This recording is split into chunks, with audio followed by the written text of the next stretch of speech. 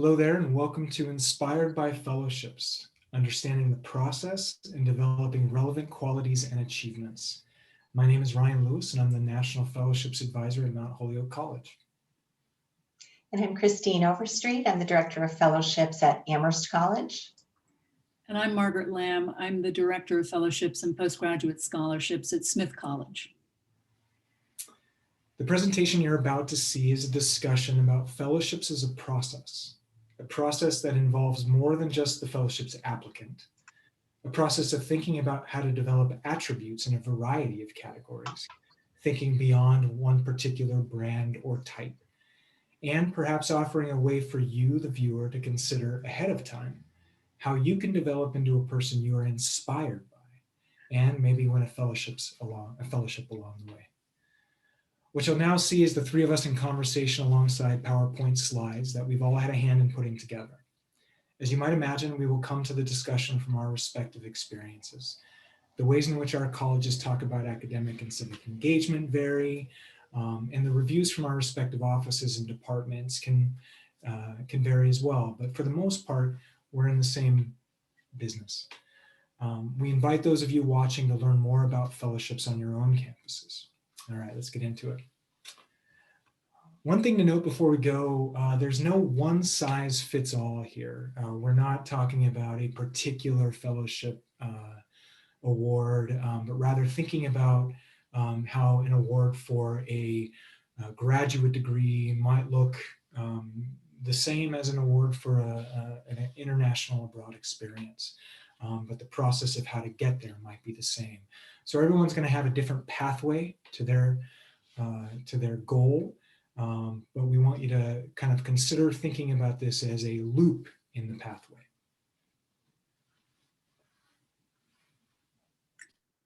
So when we advise students about fellowships, one of the messages we emphasize over and over is the fellowships are about you.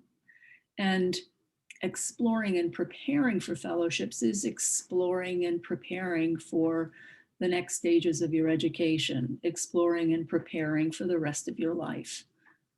Fellowships are most powerful when they're aligned with your goals and are a means to permit you to do something that you really, really, really want to do. So get started by exercising your intellect, immersing yourself in your academic work and campus life, and challenging yourself with experiences and projects on campus and off campus. Design is a really important part of fellowships, and it's your design. So fellowships are choices among many others. And when you're at the design stage, you have to really engage your imagination about fellowship possibilities. You're essentially trying on fellowship possibilities for size and fit. Do they fit your goals? Do they fit your qualifications? Are you eligible for the particular fellowships? And like any design process, once you have some initial ideas, you've got to prototype them. You've got to figure out what would refine them, make them better. And collaboration is key to any fellowship and design process. So you're using collaboration to evaluate and refine that design, your personal design for fellowships. And then you're just going to work on that design until it really does fit. And a way to think about working on that design is to develop it, to develop your fellowship plans. So when we think about developing a design, you want to think about your immediate goals, your intermediate goals, your long-term goals, and prepare a realistic timeline for your application. So this will involve both thinking about the activities and things that you want to do to prepare yourself to be a strong candidate for a fellowship, and to think about how you're going to map out the components of writing the application. And both the parts that you need to do as an individual and the parts for which you need to rely on collaboration with other people. There are essays you'll need to write for any fellowship application that will require many iterations of feedback and rewriting. There are aspects of putting together those essays about which you'll want to consult with faculty members as well as your fellowship advisor. So you need to allow time for that. There are other people who will support and collaborate with you as you're preparing to apply. And all of this requires forethought and thinking ahead about how much time do you need to do each piece. This is all part of developing your design. So we really want to emphasize that there are three parties in the fellowship process. It's your fellowship, it's your fellowship process, but you're working in concert with these other parties. The foundations and funders really set the rules of the fellowship competition, but they do so in a way that emphasizes their program's values and aims, that emphasizes the kinds of scholars and fellows that they want to choose. So you have to really think about the foundation and the funders as an important party with whom you have to engage at every point of getting ready to write your application. Because if you're not talking directly and clearly and relevantly to them, your application's not really on course. And how to get your application on course, how to get that conversation gauged properly, that's where your posse of advisors really come in. You try out the sound of what you want to say in conversation with others. So this group of advisors, collaborators, peers, letter writers, you name it, are the people with whom you can refine your thoughts, refine your language, learn to pitch it just right. And because there's so much collaboration here and there is this focus on others, remember to keep yourself in focus, because as you start to develop and align your narrative between your past, your present, and that future, keep in touch with yourself. Don't let others' enthusiasm for something or some aspect of what you're saying distort your own values and your own goals. So keep in touch with yourself in this process. You are the applicant, and of course, you have to apply. All of this preparation, designing, and developing your ideas will funnel into that application that you're going to submit to the foundation. You have no chance of winning unless you do apply. So every award is distinct, and it's important, in fact, critical to know what the application requirements are, what the pieces of the application are, but also what they're hoping to see in the application that you submit. To understand that, you need to understand something about your selectors. They are the audience for your application. So you need to understand what are the values of the foundation, as Margaret said, what they're looking for and what they're hoping to award. You want to discern whether or not you're right for them and they're right for you. This is something that your advisors can help you to determine. It may be that you'll look into a foundation, see what its values are, and decide that's not the direction you want to go in your life, and it's not the basket into which you want to put your eggs. But it may be that it is. And this is all part of the process as you think about submitting that final application.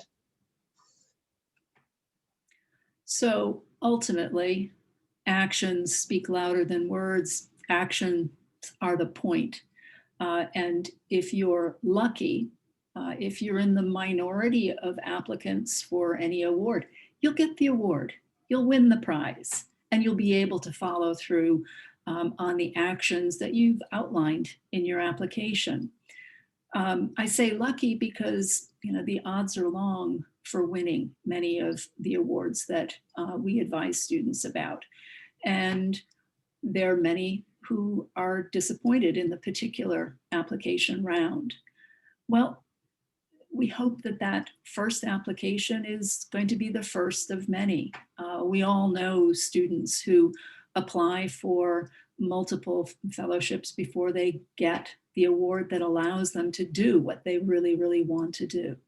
And that goes with the nature of competitive awards. You want them, so do others. So action may be that apply for another award.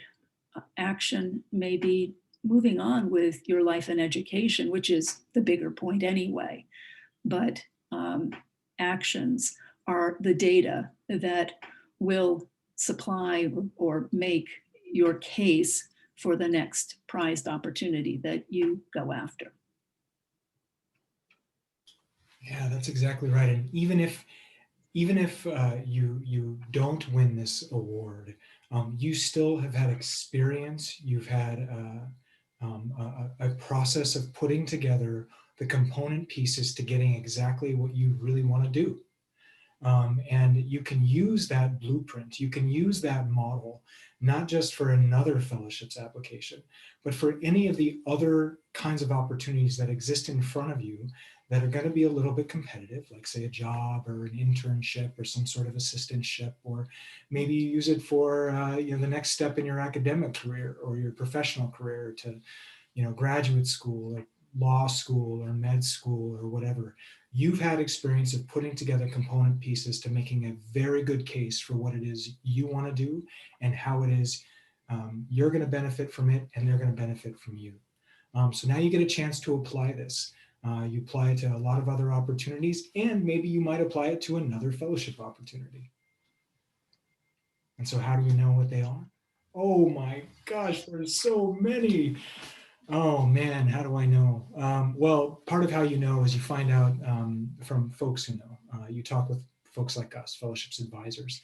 But you also spend time getting to know the field, what's out there for you. You kind of get a sense of, oh, this kind of award is actually focused on developing my academic chops. This particular award is actually really good for what I want to do as a potential leader in the field that I want to advance in, whether it's a human rights field or an international relations field or what have you. The leadership opportunities here are really great. So getting to know the field that's available to you is really important. Christine, what do you see in here? Oh yeah, Ryan, I see so many awards for different kinds of people, or people who are interested in different kinds of things, I should say. One thing that stands out to me as I look at this slide is the Fulbright Award, which offers opportunities to explore globally, to have cultural immersion. The Henry Luce Foundation has an award to do the same in different parts of Asia. The Gates Cambridge Award looks for people who want to make big changes in the world, in any part of the world, and to launch themselves on their way through an education at the University of Cambridge. There are awards for people who are interested in careers in STEM, and there are awards for people who are interested in the arts and humanities. So there are all kinds of foundations looking for people with certain qualifications, certain values, and certain aims. And a fun part of the process is figuring out which one is a good fit for you. It might be one, it might be 5 different award opportunities. So it might be worth thinking about yourself in a particular category, a category that you want to get better at. Maybe you want to be a better researcher. Maybe you want to be a stronger public leader or someone who has public leadership experience. So that you can poise yourself for office someday, elected office someday, or something like that. Or perhaps you want to develop your cultural literacy, your cross-cultural literacy, your sense of being a global citizen. These are potential sort of professional toolboxes that you can fill. And so what we want to do right now is kind of sketch out what might a generalized pathway look like through each of these attributes you'd like to enhance. So becoming a researcher inspired by fellowships. maybe the first thing I want to just emphasize here is this slide and the ones that follow talk about first year, next year, another year, application year. These may correspond to your college years, starting with your first year and ending in your senior year. But maybe the first year is your junior year. Maybe the first year is the year you graduate. For many, many fellowships, you remain eligible through the years after you graduate from college, at least for a few years, and in some cases for longer. So this is a sequence. But let's think about, you want to be a researcher. Maybe you want to be eventually work in a college and have an academic career as a researcher in the arts or in STEM fields. As you develop that interest in your first year, explore how you can do research wherever you are. If you are in college, go to your courses. Think about where you can do an independent research project, participate in projects, inquire with your professor, to your professor, inquire of older students how they've got going with their research. As you go on, find out how you can become a research assistant to your professor. Identify the burning questions for you, the issues that really, really interest you, the problems that you really want to solve. Look for summer research internships that will give you hands-on experience. And going on, take steps to figure out what it would mean to be a researcher yourself, to have a career in research. Maybe take a research methods course in your field.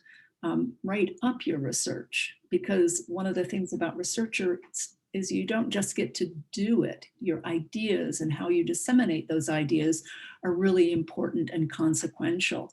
So practice giving presentations, practice writing up your research, give a TED talk, submit a manuscript for a publication, write for your school newspaper or scientific journal, apply for competitive fellowship opportunities. And as you approach the time when you can apply, work with faculty and your research advisors to develop your materials. A series of essays, yes, but if research is your end, there's likely to be a detailed research proposal as well. So get people to read your essays, talk with you about your ideas, and really refine something that will, if you go ahead and do it and are successful, have a big impact. Be original. So this is one pathway to being a research. It might lead you to awards like the National Science Foundation Graduate Research Fellowship, which you can apply for first as a senior. Or it might be to a UK fellowship or the Dodd Study Scholarship in Germany, or a Research Fulbright Award. Lots of paths for different people, but all connected by research.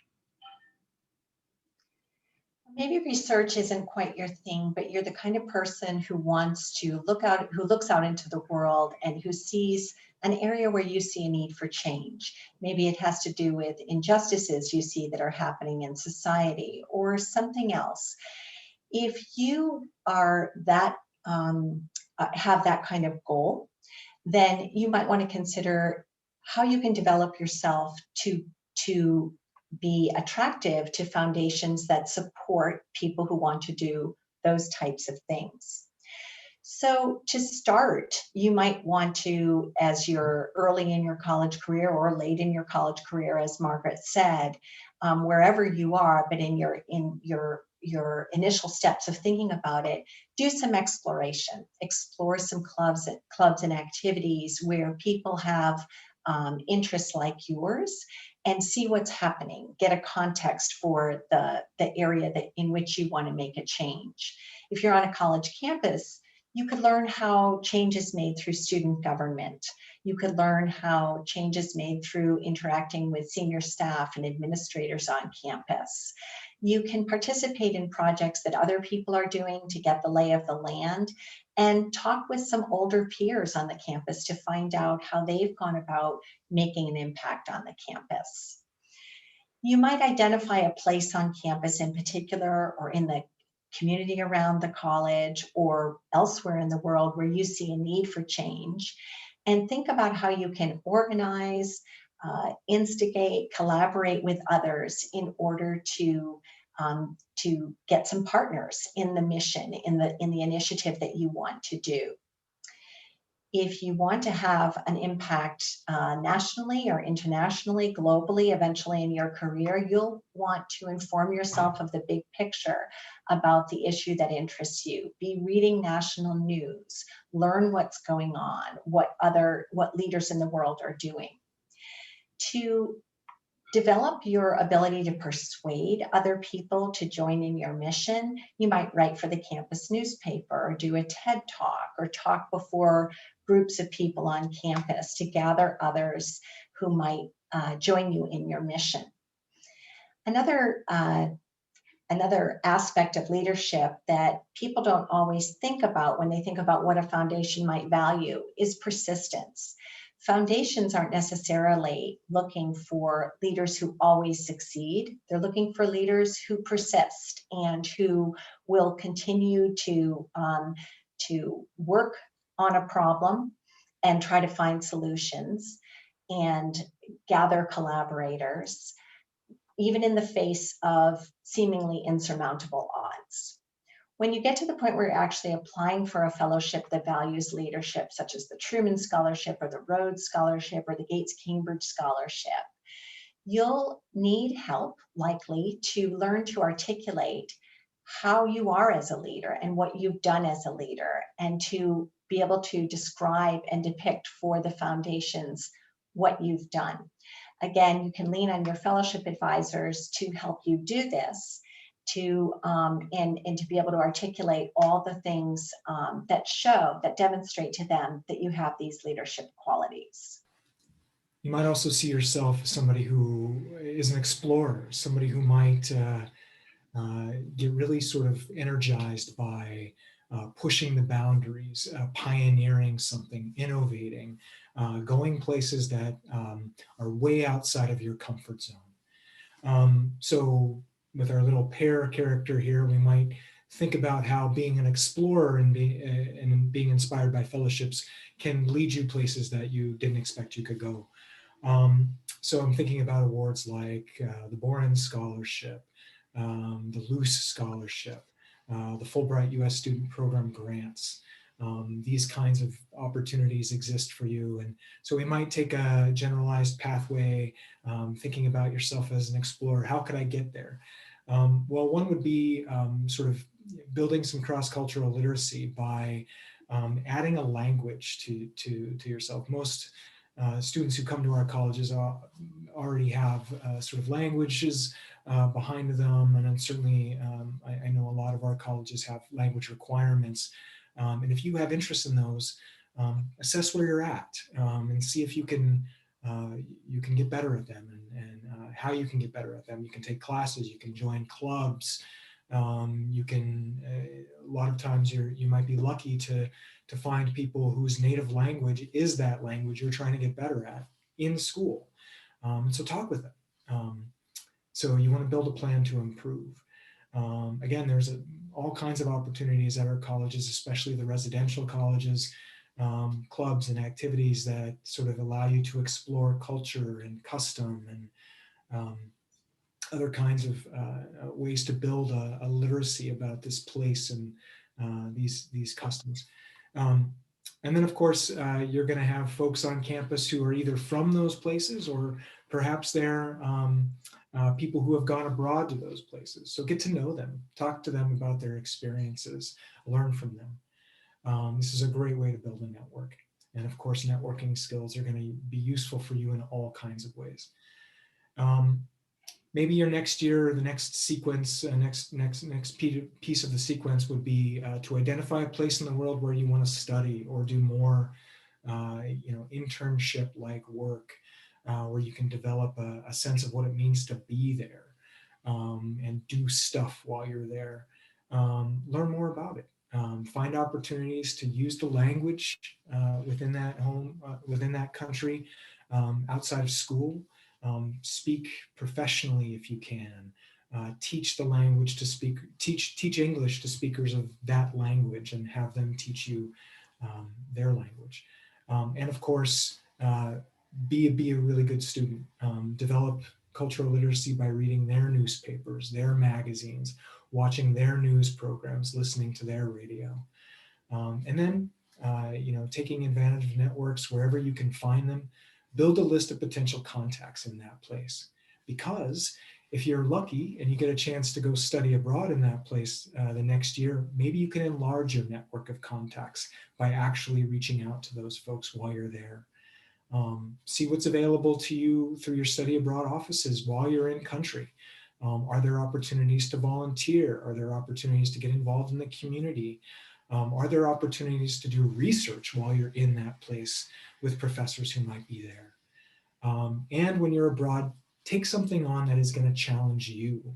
You might want to be an explorer and see another place, but wouldn't it be something if you can do something in that place that you never thought you could do while you're there?